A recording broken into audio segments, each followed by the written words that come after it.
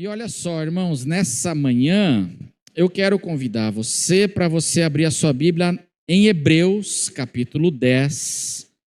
Hebreus, capítulo 10. Nós vamos ler o verso 25. É uma recomendação muito conhecida da palavra, mas que é bom a gente relembrar, repensar e refletir sobre essa recomendação que a palavra de Deus nos faz. Hebreus, capítulo 10, verso 25. Não deixemos de nos congregar, de nos reunir, como é costume de alguns. Pelo contrário, ao invés da gente se afastar da congregação, da comunhão da igreja, façamos admoestações, façamos encorajamentos. Algumas Bíblias traduzem, vamos nos encorajar uns aos outros, ainda mais agora que vocês veem que o dia se aproxima. Esse texto aqui é um texto que encoraja a igreja a permanecer fiel, os cristãos a permanecerem fiéis no seu compromisso de se reunirem como igreja e como povo de Deus, a reunião da igreja. Lá nos tempos do Novo Testamento já estava acontecendo um fenômeno que tem acontecido muito hoje em dia, de cristãos que estão deixando o costume de se reunir e estão vivendo uma fé isolada. Já acontecia, tanto que o texto aqui fala, não deixemos de nos congregar como é costume de alguns. Alguns cristãos então já estavam desenvolvendo esse costume de terem a sua vida de fé em Jesus, viverem essa vida de forma isolada, distante, longe da comunhão da igreja e dos cristãos. É curioso que ele não está dizendo aqui que as pessoas estavam necessariamente deixando a fé em Jesus. As pessoas não estavam deixando a fé em Jesus. O que eles estavam deixando? Deixando a reunião da igreja. Não é a fé. Ele não fala assim, irmãos, não deixem, cuidado para vocês não deixarem a fé. Não deixarem o evangelho. Não, ele está dizendo assim, vocês que são de Cristo, que creem em Jesus, cuidado, assim, tomem cuidado para vocês não deixarem de se reunir como igreja. A comunhão da igreja. E esse fenômeno, hoje em dia, ele é bem presente também, e é uma realidade hoje da igreja cristã e de muitos cristãos. Eles não deixaram a fé em Jesus, mas eles têm deixado o quê? A comunhão da igreja. A igreja é a noiva de Cristo, amém, irmãos? A igreja é a noiva de Cristo. Tem muito cristão que fala assim, olha, eu quero o noivo, mas a noiva, pastor, está difícil. Tem muito crente que não deixou o noivo, não deixou Cristo. Se você perguntar assim, você crê em Cristo? Ele fala assim, eu creio em Jesus. Eu sou membro do corpo de Cristo. Eu não estou me afastando do noivo, mas a noiva, pastor, a igreja, ela é complicada demais. Olha, pastor, a noiva, assim, quanto menos contato com a noiva, melhor. E hoje esse é um fenômeno que tem acontecido muito. Pessoas, então, que estão com esse costume que Hebreus fala aqui, que é o costume de deixar de congregar. E não é só em Hebreus, a gente vê essa realidade acontecendo e esse desafio em todo o Novo Testamento.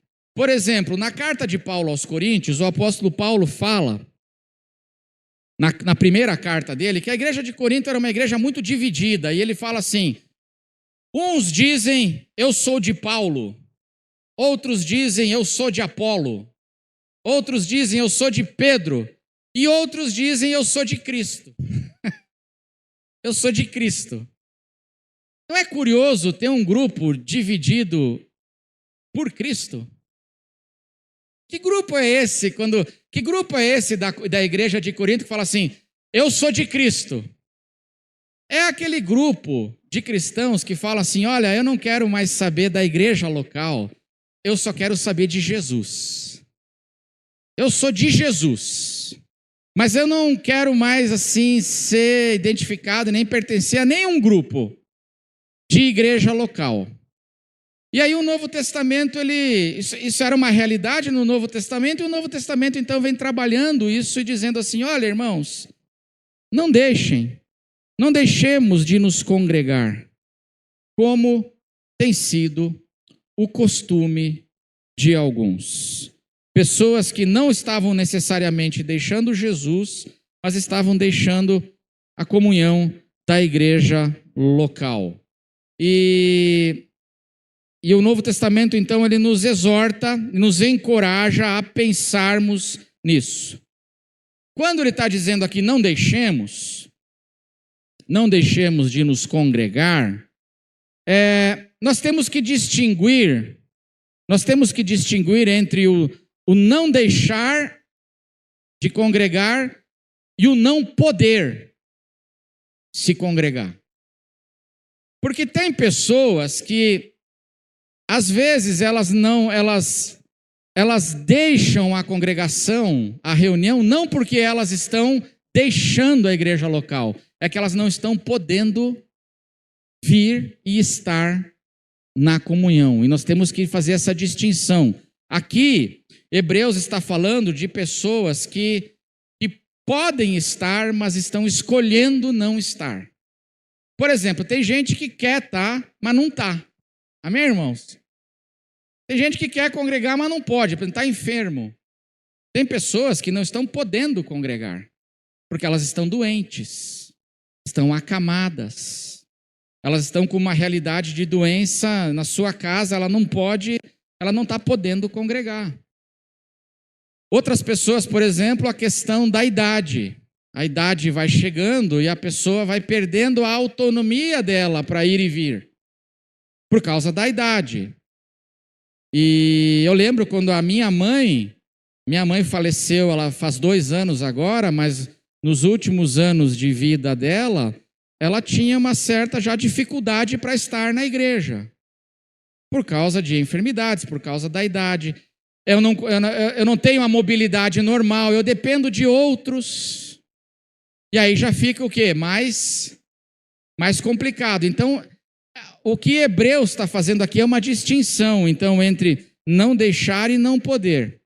E ele está falando aqui para pessoas que podem, que podiam estar, mas estavam deixando de congregar. Eles estavam com esse costume de viverem a sua fé em Jesus de maneira mais isolada.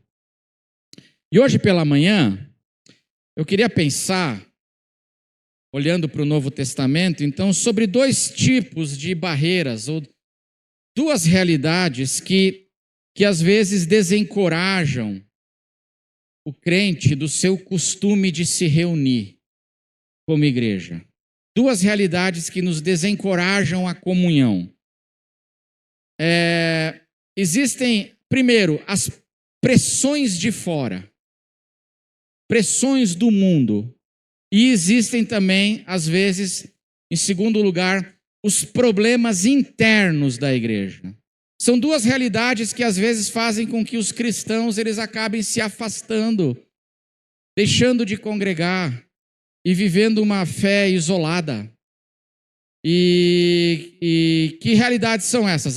As pressões de fora, pressões externas e os problemas internos. Então, pensar primeiro o que o Novo Testamento fala sobre as pressões externas, que às vezes fazem com que cristãos eles vão se afastando da comunhão da igreja. As pressões externas são de 3 tipos. Primeiro, perseguições. No Novo Testamento, os cristãos lidavam com perseguições. O Império Romano, às vezes eram perseguições dos próprios judeus, a religião judaica perseguindo os cristãos judeus. O livro de Hebreus fala dessa realidade, o livro que nós lemos. Pessoas que estavam deixando de congregar por causa da pressão das perseguições. E nós não temos esse problema. Amém, irmãos? Pelo menos por enquanto. Aproveite enquanto é dia. Aproveite enquanto é dia, porque a gente não sabe quanto tempo pode durar a nossa liberdade, de nós pregarmos o evangelho com toda a liberdade. Mas nós não vivemos nem de perto desse tipo de realidade. Mas no Novo Testamento as igrejas viviam. E hoje, você pode perguntar para Cícera, né, Cícera? E a Cícera tem compartilhado nos grupos da igreja.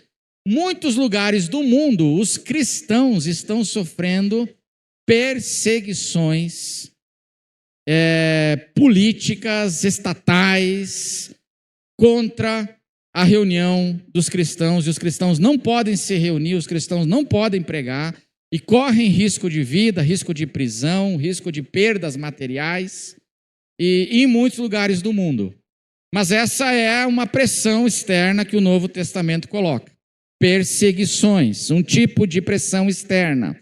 O segundo tipo de pressão externa que faz com que cristãos comecem a se afastar. As seduções do mundo. É o outro extremo da perseguição. Existe a perseguição de um lado, que o Novo Testamento diz que lá na época existia, mas no outro extremo está uma outra coisa que não é a perseguição, é a sedução do mundo. É quando o mundo, os desejos do mundo, os valores do mundo começam a seduzir o cristão e ele vai se afastando. Vou fazer uma pergunta para você. Qual que é pior, irmão? Na sua opinião? Perseguição ou sedução? Perseguição a gente não tem aqui, amém? E sedução? Quando o mundo começa a atrair o crente para que o crente se conforme com um estilo de vida, com valores, com desejos, com prioridades que são conforme o mundo e não conforme o evangelho. E começa a seduzir. Começa a seduzir. E essa era uma realidade presente também na igreja do Novo Testamento. E nós precisamos prestar atenção. É por causa disso que os apóstolos falam para a igreja: irmãos, não amem o mundo. Por que o apóstolo João diz isso para a igreja? Porque tinha crente fazendo o quê? Amando o mundo. As luzes da ribalta, as facilidades do mundo, né? As propostas do mundo. Tá? E aí tinha cristãos amando o mundo. Não amem o mundo, nem as coisas que há no mundo. Se alguém amar o mundo, o amor do Pai não está nele. Então, a sedução é uma pressão, é um tipo de pressão externa. O apóstolo Paulo, no final da sua vida, ele diz, irmãos, ele fala uma coisa na sua segunda carta para Timóteo. Preste atenção. Possivelmente, a última carta canônica inspirada que a gente tem do apóstolo Paulo. Está no final da vida. E lá ele diz uma coisa, ele fala assim: porque Demas, tendo amado o presente século, me abandonou e foi para Tessalônica. Timóteo, vem ter comigo depressa. Timóteo, vem para cá depressa, eu estou preso em Roma, vem para cá depressa. Sabe por quê, Timóteo? Porque muitas coisas aconteceram, e uma das coisas que aconteceu foi que o irmão Demas, tendo amado o presente mundo, tendo amado o presente século, ele me abandonou, e ele foi para Tessalônica. Quem era Demas? Quem era Demas? Demas, ele é citado em outras duas cartas do apóstolo Paulo. E lá, Paulo se refere a ele como um grande colaborador. Como um grande colaborador. O Demas ele era companheiro. Olha só o time espiritual que o Demas fazia parte. Ele estava junto com Paulo, com Lucas, com João Marcos e Demas, e mais alguns irmãos. Preste atenção. O Demas, ele andava junto com quem? E ele colaborava, ele era um irmão fiel que cooperava e colaborava nas missões do apóstolo Paulo. E ele andava com o apóstolo Paulo. Isso está escrito na carta aos Colossenses e a Filemon, viu? Ele andava com o apóstolo Paulo, ele andava com Lucas e ele andava com João Marcos. Irmãos, o Demas andava com os caras que escreveram 80% do Novo Testamento. Está entendendo? Eu vou repetir. O Demas, ele andava com os caras que escreveram 80% do Novo Testamento. Paulo, Lucas e Marcos. O Demas andava com esses caras. O que aconteceu com Demas? Em algum momento, o apóstolo Paulo diz assim: o Demas me abandonou. Por que o Demas me abandonou, Timóteo? Sabe por quê? Porque ele amou o presente mundo. Tendo amado o presente século, ele me abandonou e foi para Tessalônica. Não é triste, irmãos? Não é triste? Aí eu pergunto para você assim, irmão, se aconteceu com Demas, que andou com Paulo, Lucas e João Marcos, pode acontecer comigo, com você ou não?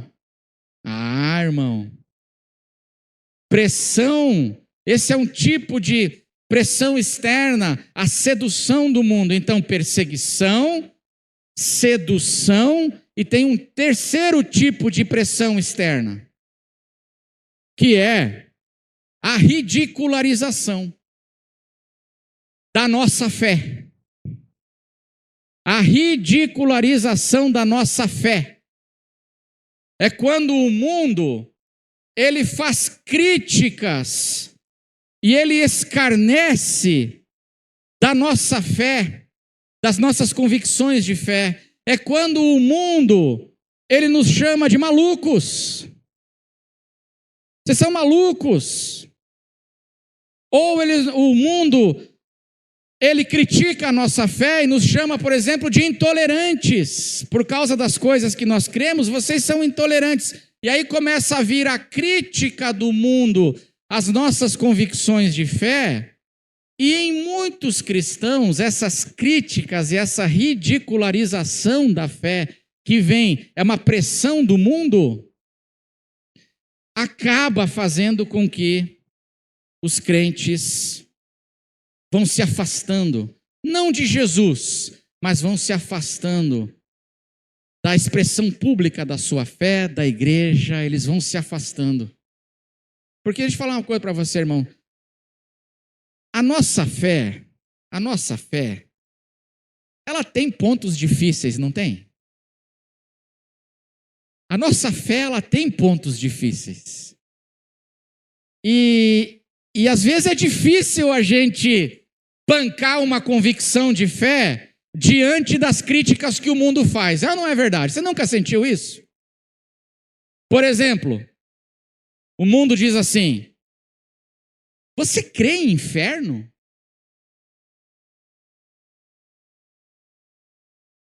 Você crê que inferno existe? Aí a gente dá uma engasgada, né? Fala assim, ai, né? E agora eu creio que inferno. Você crê que um Deus bom vai mandar gente para o inferno? Que Deus é esse que é bom, mas manda gente para o inferno? Aí você já fala assim, ai meu Deus, deixa eu ir embora. Porque eu não sei que esse negócio aqui, é a pressão do mundo te questionando, ridicularizando sua fé, criticando sua fé, você não sabe como responder, você já fica todo não sei o quê. E aí, em muitos cristãos, esses pontos difíceis da nossa fé pontos críticos da nossa fé fazem com que o crente ele comece a esfriar, ele começa a se afastar, ele começa a levar um cristianismo, o cristianismo dele vai ficando um cristianismo assim, sabe? Meio água com açúcar, porque por causa dessa pressão externa de criticar os pontos da nossa fé. Irmãos, difícil. Difícil. Todos os caminhos levam a Deus?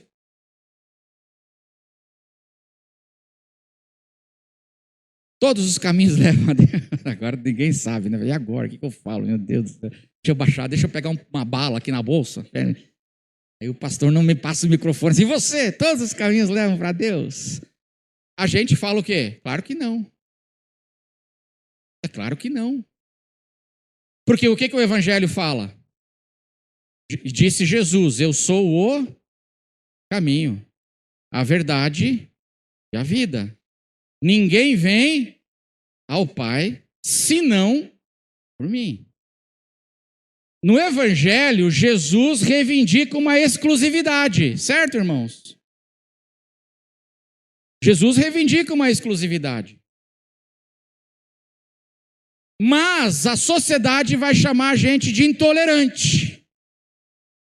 Porque o Evangelho reivindica uma exclusividade. E vai dizer assim, vocês cristãos, isso é uma ofensa para as outras religiões. E eu digo assim, eu não quero ofender ninguém, eu só estou dizendo o que o Evangelho diz. Mas o mundo começa a pressionar, e o mundo começa a criticar. E o mundo começa a apontar o dedo e dizer assim, vocês são, esse exclusivismo de vocês, isso é intolerância. Isso aí não pode. Vai me dizer então que todos os caminhos não levam para Deus. E a gente vai dizer assim, não. E aí bate no cristão. E essas críticas, essas coisas fazem com que muitos cristãos comecem a esfriar o seu compromisso não com a fé em Jesus, mas o seu compromisso com a igreja, com o reino, com a proclamação. Ele começa a se afastar. Pressões externas, perseguições, que para mim não é a mais grave. Sabe por quê, irmãos? Perseguição. Aliás, não sei se eu falo isso, mas sim, eu vou falar. Veio agora, não preparei, veio agora, sim. Mas uma perseguição de vez em quando é boa. O Novo Testamento fala, meus irmãos, que perseguição purifica a igreja.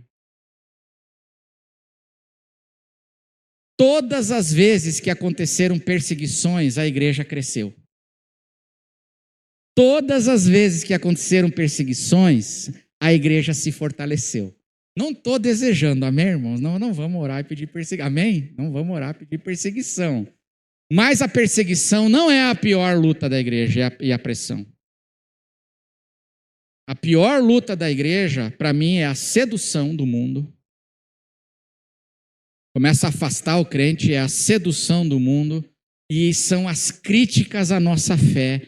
E aí o crente não sabe como responder, ou como agir, ele fica assim, e ele começa então a se afastar, e a não bancar suas convicções de fé por causa dessas críticas e ridicularizações que são feitas. Isso acontecia na época do Novo Testamento. Na carta aos Hebreus, que nós lemos aqui. Não deixem de se reunir. Não deixem de congregar, como é costume de alguns. E por que alguns estavam se afastando? Porque havia uma crítica pesada para a fé. Irmão, tenta se colocar no lugar de um cristão judeu. O evangelho começou, em primeiro lugar, dentro de Jerusalém, a se expandir, foi dentro da terra de Israel, no meio dos judeus. Se coloca no lugar de um judeu agora que se converte para Jesus. E ele diz assim, eu creio que Jesus é o Filho de Deus. Amém? Você crê que Jesus é o Filho de Deus? Agora volta 2000 anos. E aí, um rabino judeu, você frequentava a sinagoga dele nos sábados durante anos e agora você se converteu para Jesus. Aí esse rabino fala assim: você caiu no politeísmo. Porque se Jesus é o Filho de Deus,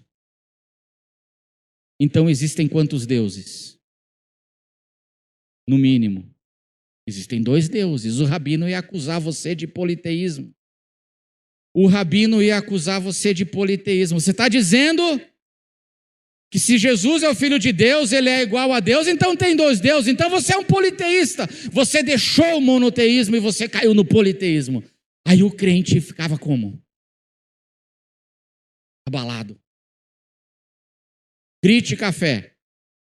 Aí ele dizia assim: não é politeísmo não, porque são 3 em 1, a trindade, né? Então não é politeísmo, não. Mas então é idolatria. Você está adorando um outro Deus. É idolatria. E aí, crítica à fé. Por quê? Porque as nossas convicções de fé, muitas das nossas convicções fundamentais de fé, irmãos, elas são convicções desafiadoras e a gente tem que se esforçar para entender e para bancar. Amém, irmãos? E você precisa fazer isso. Por isso que o apóstolo Pedro, ele vai dizer para a igreja: estejam sempre preparados para responder a todo aquele que pedir razão da esperança que vocês têm. A razão da esperança que vocês têm. Estejam preparados para responder, porque o mundo vai criticar a fé que vocês têm. O mundo vai chamar vocês de intolerantes, o mundo vai dizer que vocês não batem bem, o mundo vai ridicularizar, e nessas horas, a nossa fé, ela é testada. E muitos se afastam e esfriam da comunhão da igreja justamente por causa desse tipo de pressão externa. E nós precisamos tomar muito cuidado. A igreja primitiva, para encerrar, irmãos, a igreja primitiva, ela passava por essas coisas e por essas lutas. A igreja primitiva passava. Por exemplo, o apóstolo Paulo admite, eu vou pedir para abrir 1 Coríntios 1, verso 23. Vamos ler juntos? 1 Coríntios 1, verso 23. Mas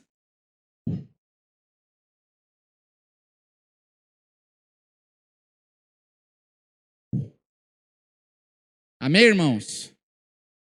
Muitas vezes aquilo que a gente prega, a gente afirma como convicção fundamental da nossa fé, para outras pessoas é um escândalo ou é uma loucura.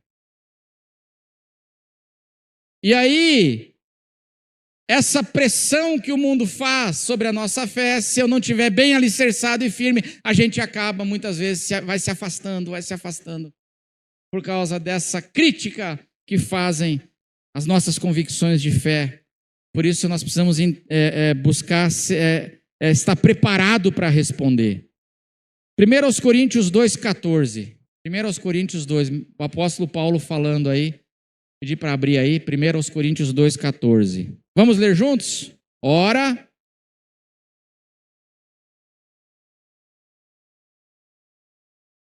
porque eles são loucura.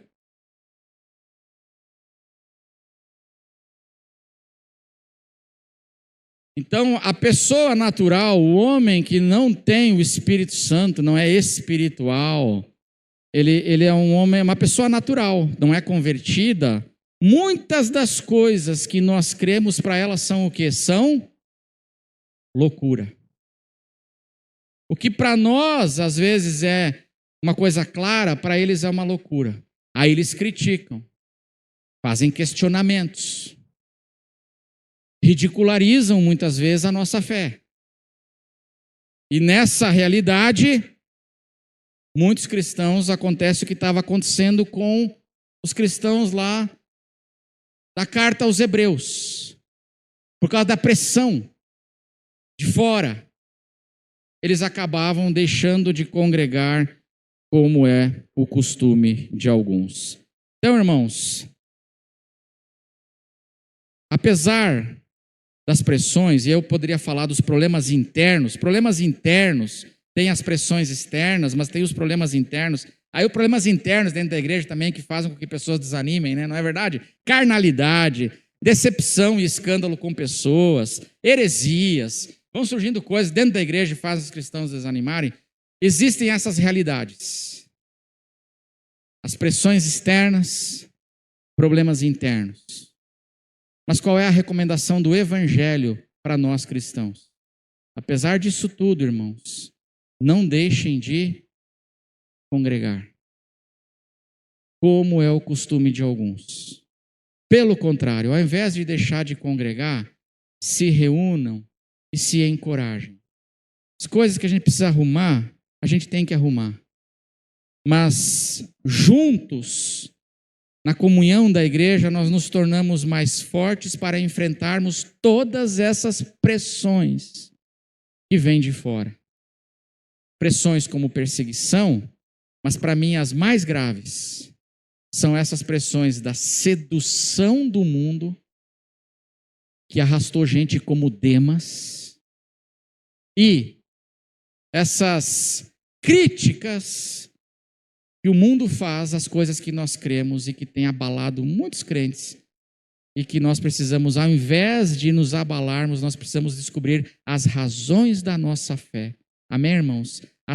Buscar as razões da nossa esperança, fortalecer as nossas convicções, para que a gente saiba como responder às pessoas que criticam, evangelizando elas, responder a essas pessoas com uma convicção inabalável. Amém, irmãos?